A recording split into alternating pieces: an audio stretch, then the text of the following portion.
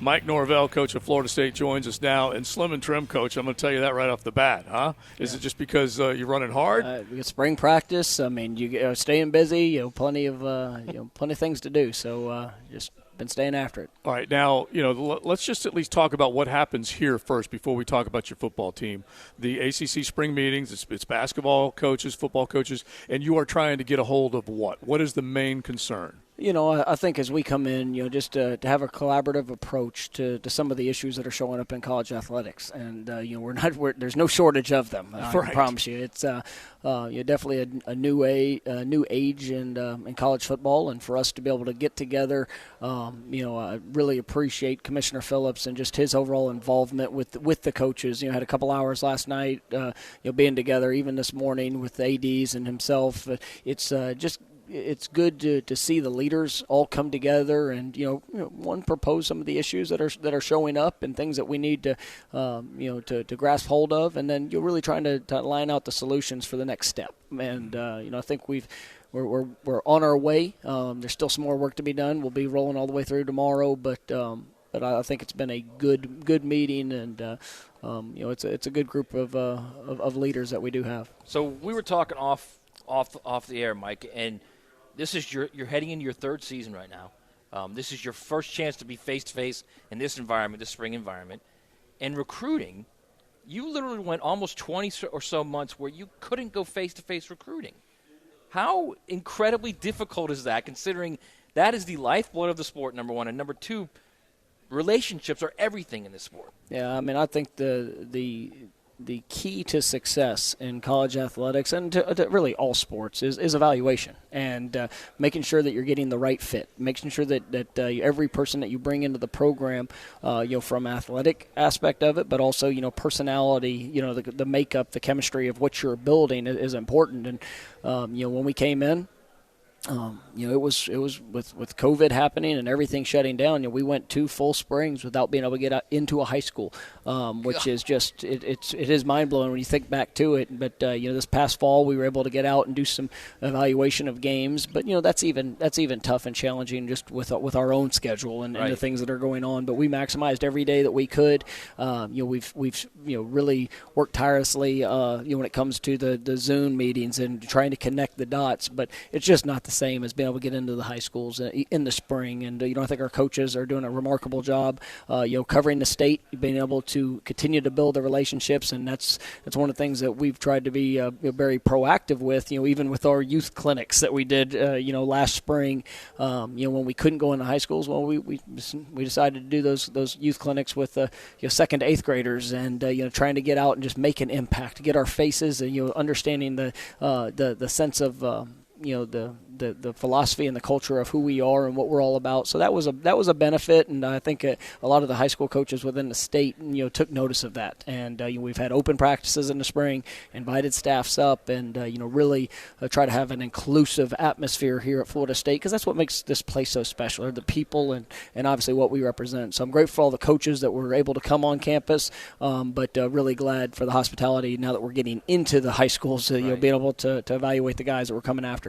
Florida State head football coach Mike Norvell joining XL Primetime. And, Coach, you mentioned the struggles of year one with it obviously being 2020 with everything with COVID. What did you learn, though, from year two that you hope to now apply heading into year three? Well, we were able to establish a standard, and for our guys to go through a full off season, for them to go through a full summer, and I think we saw the benefits of that, here this spring.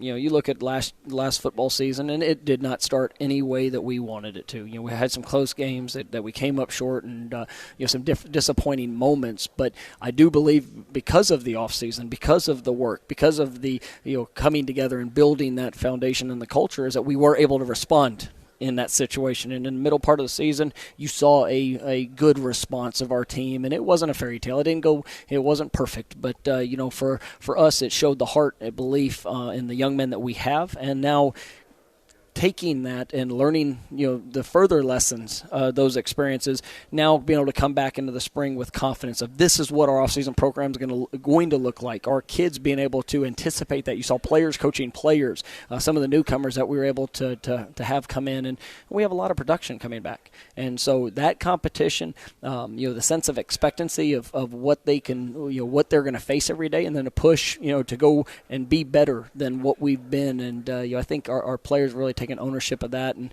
it was a great lesson for us. But now we get to do that with this summer, because this is really the second summer that we'll have together, and we need those same types of strides.